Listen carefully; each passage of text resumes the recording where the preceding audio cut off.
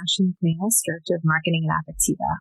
Welcome to Affectiva Asks, a human-centric AI podcast where each episode we will interview a thought leader doing cutting-edge work in the AI space. A little bit about us. Affectiva is the pioneer of emotion AI, software that can detect nuanced human emotions, complex cognitive states, behaviors, activities, and interactions. And Affectiva is applying this technology to advance the next generation of multi-signal in-cabin sensing in the automotive space, as well as optimize brand content and media spend by measuring consumer emotional responses to videos, ads, and TV shows unobtrusively and at scale. Today's episode features Affectiva CEO Dr. Rana Al-Kayoubi interviewing Manal Ramses, General Manager of Affectiva's Cairo office, as part of her virtual Girl Decoded book tour. What does it take to lead an international team? What does it take to foster cross-cultural collaboration? And how do you keep your team members aligned? Of course, this is even more important today as we're all working virtually with the pandemic, but even pre-COVID, this was especially true for Team Affectiva. In this special Affectiva Asks podcast episode, Rana and Manal talk about the genesis of the Affectiva Cairo location and its advantages, the ins and outs of leading an international team, and how to effectively promote cross-cultural collaboration. Let's listen in on their interview to learn more. All right, we are live. Hi, everyone. Welcome to the virtual book tour for my memoir, Girl Decoded, which was published by Penguin Random House this past April. So for today's conversation, and I think it's really timely, I wanted to have a discussion around what it takes to lead an international team and what does it take to foster cross-cultural collaboration. This was especially true, of course, pre-COVID, but it's even more important today as we're all working virtually in distributed teams. And so if you have any thoughts about what has been particularly challenging about working remotely, but also if you have any best practices and tips of how you've made it work for you and your teams, please feel free to share those with us. Today, I'm super excited to welcome my guest and longtime friend, Manal Ramses. She is the managing director of our Cairo operations and our Cairo presence. Welcome, Manal. Thank you. It's great to have you with us today. Thank you. Before I turn it over to Manal to share her story, which is really amazing, and we're so grateful to have her on board our team, I wanted to give a little bit of maybe the backstory and the context of how and why we ended up with an Affectiva Cairo office and a Cairo kind of center of excellence is really how I like to think about it. As you all know, I'm Egyptian. I grew up around the Middle East. And I, went to the American University in Cairo for my undergrad. So did Manal. So we have that in common. And that, experience really provided kind of the springboard for my career. And it was a very formative number of years for me. And I've continued to be involved in that organization. I'm currently a trustee of the American University in Cairo. I'm just very grateful for everything they've done for me. And I really believe in how they are building the next generation of talent in Egypt and beyond. And I remember when I was applying to Cambridge University, I had to write a personal statement in addition to my research statement. And I wrote back then, this is like 22 years ago. And I remember writing that I really, really wanted to establish a research function in Cairo that is focused on computer vision and machine learning, because I felt that was a real gap in the opportunities that were provided to really young, smart people in Egypt. So fast forward when we were spinning out of MIT and starting Affectiva, I was really adamant that was the opportunity to start a research function in Cairo and kind of leveraging all the amazing talent that exists there. And sure enough, when we were picking investors, it was one of my criteria. Were they really okay and excited about having an Affectiva Cairo operations? And sure enough, our first investor, Peter Wallenberg Trust, they do a lot of philanthropic activities in Cairo and around the Middle East, and they were excited to support our vision of supporting a team in Cairo. So I think it is super critical to our success, and we're going to talk about kind of what do we focus on in the Cairo office. But I feel strongly that being able to source a global talent is one of our key competitive advantages as a company. And I just love that we do that, even though, of course, it brings with it some challenges. So with that, I would love to have a conversation about all of this. Manal, you and I go pretty far back. We've known each other for a number of years now. So why don't you tell us a little bit about your background and your role at Affectiva? Sure. So first of all, I'd like to thank you, Rana, for inviting me to this great opportunity to share a little bit about myself and about my background. So yeah, I'm Manal Ramses. After I graduated from the American University in Cairo, I worked in software engineering for many years before getting my MBA and working in managerial roles for one of the biggest software houses in Egypt. Later, I moved to Canada for a while with my family, with my husband and 2 children, but then returned to Cairo to take on a new challenge. So all throughout this period, I was following you, Rana, on social media and learning so much about Affectiva's exciting news. And then when the right time came, we connected, we talked, we discussed the general manager role for the Affectiva Cairo office, and here I am. Yeah, that was over a year ago, because I remember we were talking about this over the summer, and then you flew in actually from Cairo for the Emotion, to Boston to attend the Emotion AI Summit, and I think that clenched the deal. Exactly. That was. So I have a really cute story about Manal. So Manal used to work at IT Works for a number of years, and I believe you started as a junior kind of software engineer, but by the time you left, you were part of the executive team. You had a pretty senior kind of P&L role, right? Yes. And so it was a very tightly knit culture, and we used to kind of socialize as families. And I remember when Jenna, my daughter, she must have been like maybe 3 or 4, she had just started to talk. And she declared one day that you were her favorite person at the company. I still remember that day. She's when you visited with her to the office, I remember that day. She's awesome. Yeah. She already knew how amazing you are. So tell us about the Cairo office. What kind of functions do we have there? How big is it? I would like to start by saying that I'm really proud of the Cairo team. This is a group of hardworking, committed, loyal, and ambitious young talents. Mm-hmm. And so that's the right mix for a winning team, right? In the Cairo office, we have 5 functions represented right now. We have the labeling function, the platform data engineering function, the science team, the customer success team, and an operations team. Do you wanna kind of share a little bit about each of the teams? Yeah, sure. So you are not familiar with what each of the functions are. Yeah. So let's start with the labeling function. That's the team that does all the labeling for our videos and images to find out like labeling the videos and images that we use later on in the pipeline. Our platform and data engineering team is mostly responsible for making sure all of that works on one platform, like an integrated platform, getting the data in, getting the data, exporting the data to the next step, and so on.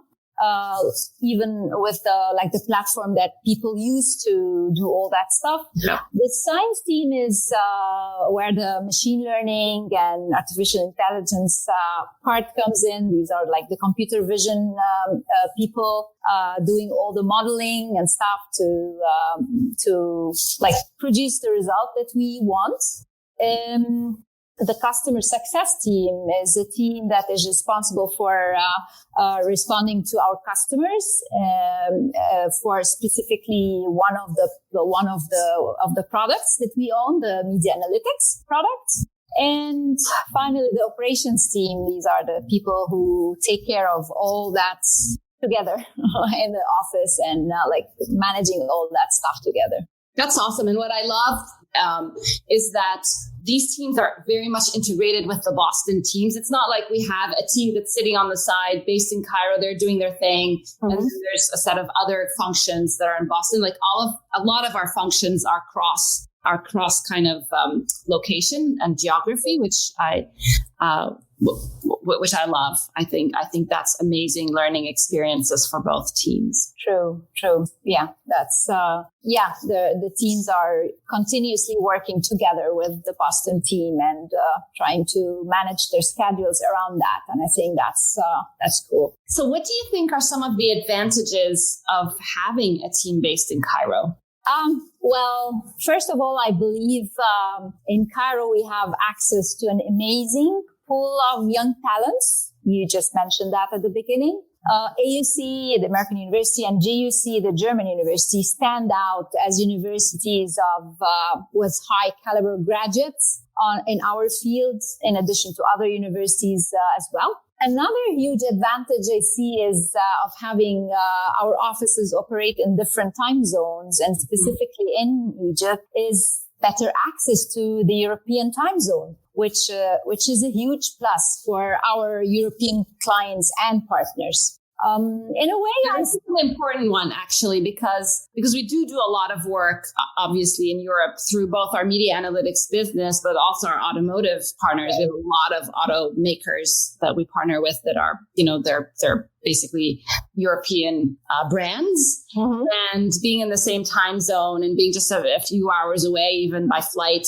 kind of makes it easier to ensure that, timely feedback, right? Right. Yes. Yeah. Yeah. We also talked about, I guess, what's interesting is we do have Asian partners too. And again, we can kind of having a function in Cairo where we have access to that time zone as well. Right. Yeah. It's just like in the middle of West and East. And it's like a practical time zone to work in. Yeah. Interesting. What other advantages? Yeah, I was thinking also about having diverse teams across the globe that adds great value to what we do, and the differences in educational background and culture together complement each other and result in a better mix, so to say. And I also sometimes look at this as having the ability to extend working hours. So resulting in more productivity, increased productivity per day. Like the US people are sleeping, the Egyptian people are working, and then vice versa. So it's kind of an extended, of working hours. One thing back to the cross-cultural kind of cross-pollination, but also cross-cultural differences, I found it especially fascinating.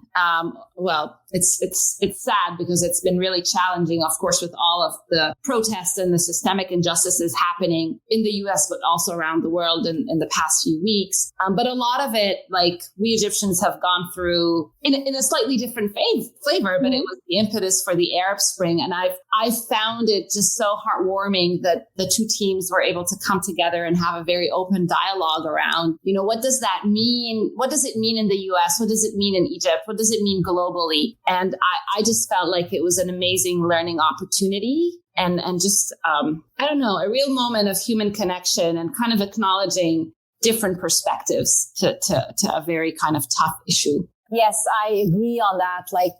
There are cross-cultural differences, and sometimes you have to understand that they exist.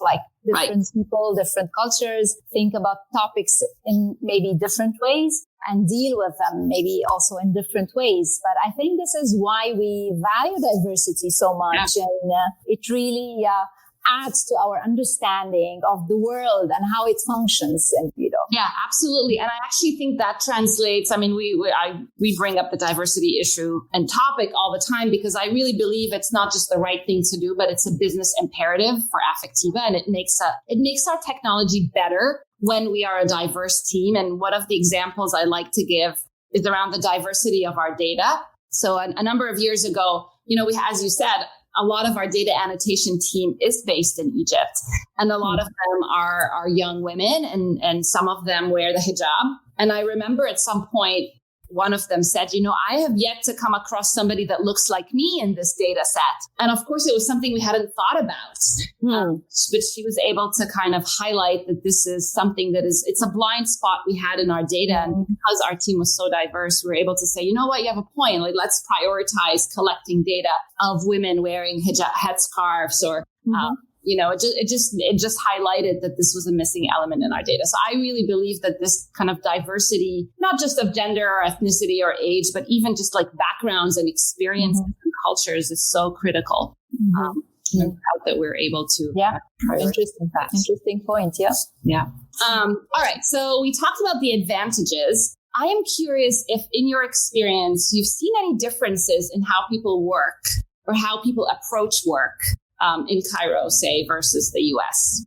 Yes, I think, there are a couple of differences. Like, I feel like you just said it a couple of minutes ago. There's a feeling of a tightly knit culture in the office in Cairo. And, I guess it's a well-known fact that Egyptians, like other nations in the region, are generally, warm, build strong relationships in a very short time. And so office friendships that extend beyond working hours and even on weekends is just like a normal thing, in the Cairo office. These were some of the differences that. Yeah, I feel I definitely can echo that. I feel like by and large, our culture at Affectiva values human connection. And by and large, we are kind of it's even beyond collaborative. There is this family feel, like people genuinely care for each other. But it's like 10 times that in the Affectiva Cairo office. I definitely feel that, and I appreciate that. There's this sense that I don't know, as you said, it's just this Middle Eastern generosity and tightly knit kind of intimate culture. Like everybody knows everything about everyone, and right. Yes, everybody's friends with everyone, and which has its pros and cons, of course. But but I do love that family feel for sure. How do you, and this is something I remember we talked about when we started kind of having conversations about bringing you on board about a year ago. How do we keep the teams aligned? And I think this is now very applicable given the global pandemic and people can't be in the office, can't have face-to-face time. So what are your thoughts on how to keep people aligned? Well, we have monthly meetings where we present updates and important events to the Cairo team and review everything that happened like the previous month. Also keeping people aligned also happens even in smaller team setups when teams meet to discuss plans and relative to the bigger picture. When we were in the office, we had a common weekly lunch hour, but now we had to replace that with a virtual lunchtime where we use this time to connect, sometimes by asking team members to walk us through a typical workday in their functions so we learn more about them, but also just by playing fun games together. And people absolutely love this time. I can think also of the weekly check-ins that we do with the whole company. I'm sure this is also a good way that helps align teams in different offices. Yeah. This is something we've now been doing for a number of years. Every Wednesday, we have an all hands on deck meeting, it's an opportunity for people to give updates and get on the same page. But also my favorite part of it is what we call the Rockstar nominations. So we have about 5 or 6 core values that are very important to us as a company.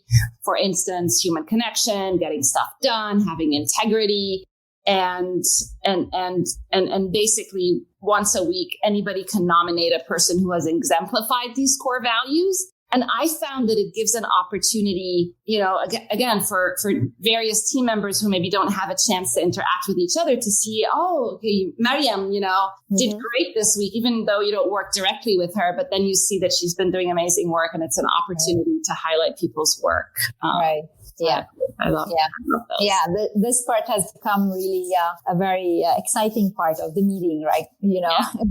Especially right now, we were just talking about this offline. We have a number of key milestones that the teams have been really hunkered down and really focused on. And so we've had a couple of weeks where there's just been a lot of thank yous and a lot of gratitude notes and rock star nominations. So love it. It's been so heartwarming to see those. Manal, how has it been like in Egypt with the pandemic? I know, when did you all move to working from home? Yeah. So although it was not required by the government to close offices in Egypt, we only had evening and nighttime curfews. We did close the office in Cairo and asked people to start working from home around the same time as the Boston office. So mid-March. 3 months. March. Yeah, it's been a while. I know. Yeah, it's been a while. Yeah, and this was out of safety concerns because safety of our team members always comes first. So yeah, since then we have been working from home. Overall, I think it's a positive experience. I know some companies could not fully transfer to working from home like we did. So yeah, and I have to say the operations team has also done an excellent job providing people who struggled with unstable internet connections at home with alternative solutions and better solutions to be able to complete their work. And right now, it's we don't know what's the plan. We're monitoring the situation as it develops, but again, I think we're all looking forward to going back to the office, but when it is safe to do that. Yeah, exactly. It's funny. We love to be first movers, but this is the case where we're not going to be the first movers. We're just going to hold off and just see how things shape up. Yeah. And we were in the middle of relocating to a new office, which was really an exciting event for everyone, but obviously that was put on hold for some time due to the pandemic. We will get back into it. It's going to be an amazing office. I'm super excited to visit when it's all done. So, what is the one thing you look for in your employees? I would say passion to learn, maybe. You know what? That was mine too. Oh, really? Yeah, the ability to learn. Honestly, just having a drive and an openness to learning new things, right? That's how people develop. Exactly. Yeah. It's cool. I like that we... How do you manage the navigating of different time zones for you and your staff when working with the Boston office or on projects with clients, for example, and the effects of that on work-life balance? So, I did mention earlier that having offices work in 2 different time zones could bring some benefits to it, but also make scheduling meetings and connections of both offices a little bit challenging, right? Because of the limited number of hours we overlap. So, but I guess the team has worked around this in a beautiful way. So most of the people, and that's what I do too, in the Cairo office, we use our morning time to focus and work on our projects, individual tasks, and kind of dedicate the afternoon time to meetings and checking with the Boston office. And I guess it's the other way around with the Boston office. You guys wake up in the morning, start with meetings and checkings, and then focus for the rest of the day on other things that you could do without the involvement of the Cairo office. So I think I like that. Also, an idea that we developed that I really love is the virtual donut, which pairs random people from within the same office or different offices to chat and connect. It's kind of like meeting in the kitchen, right? And just chatting about everything and anything. This is something that we all miss right now. And the few donuts that I had so far were a lot of fun, and it really felt engaging, with the different time zones, with working from home, and additional challenge. We try to find ways to maneuver that. Yeah. I've been loving those too as well. For those of you who don't know what those are, I don't know. Our donutting system is integrated with Slack, and it basically literally randomly pairs you up with people who you may not be meeting with on it. Like I have a certain set of people at the company who I meet with all the time, right? Like you're one of them, Manel. We're always in meetings together. But then there are some other people that I just don't get a chance to connect with. But the donutting has been randomly assigning me to these team members. And it's just been really fun. And it's an opportunity just to get to know people. I'm like, okay, how are you guys? Like, tell me about your kids. And it's just a really nice opportunity to connect. So I think we should keep that. We should totally keep that, even post-COVID. I think it's a great idea. So in the past number of years, we have an amazing, robust summer internship program in both offices, actually. We've been able to tap into incredible talent, everything from, postgrads, undergrads, and even high school students. We have had amazing high school students join our team, and they've done incredible work. They've been listed as co-inventors on patents, and they've gone on to do amazing things with their careers. So I feel like we've kind of figured out the formula to bring in these student teams and have them be productive. A fair amount of our interns have ended up being offered full-time jobs, actually a lot of them in Cairo. And so it's just been a wonderful way to get access to talent and get young people excited about the work we do. Manel, do you want to comment on internships or how we're involved with students, and even maybe kind of some of the ideas we have about incorporating or collaborating with institutions like AUC and GUC? Yeah, I second your opinion about interns. So good good interns that ended up working for us in a full-time way. And it's just very, very, it's easy intern coming in with so much to learn and understand. And then by time with the help of the other teams, and all of a sudden you think that he or she is ready to like jump in and take a full-time job and be one of the persons that Affectiva really values and depend on, right? We have been talking about collaborating with different universities like AUC and GUC for providing opportunities for undergrads to come and have these internship programs in Affectiva.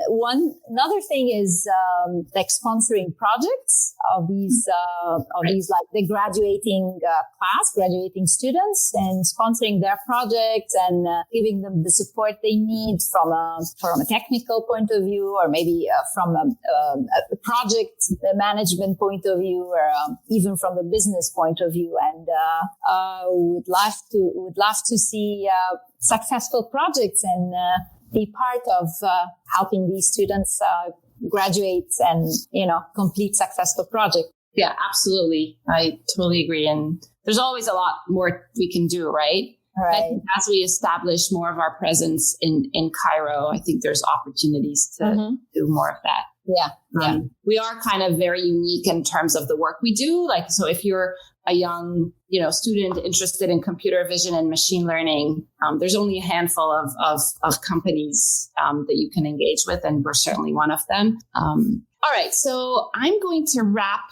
with a question. Manel, what is your vision for the Cairo office? I have lots of things on my mind, but I see the Cairo office expanding. And like maybe expanding in not just in team size, but also different functions, representing different functions in the Cairo office. I also see the Cairo office, reaching out to the community to like work on different projects, like helping other students and even other less privileged parts of the community that we live in. The culture plays a big role. So building on the friendly and warm culture that we have, like building on that and strengthening that much more. I also see a lot of potential in the Cairo office, and the leads in the office. Like, we have so many really good talent, and I'd like to see them grow and mature and taking on more responsibilities and leading parts of the organization as well. I love that one. Yeah. Lots to do. I think we have a lot of potential, and that team and that operation is so critical to our success. And it's just been wonderful seeing this team come together and grow over the years. And now under your leadership, you're just taking it to the next level, and we're so grateful. So thank you. Thank you. I'm very excited about the next level.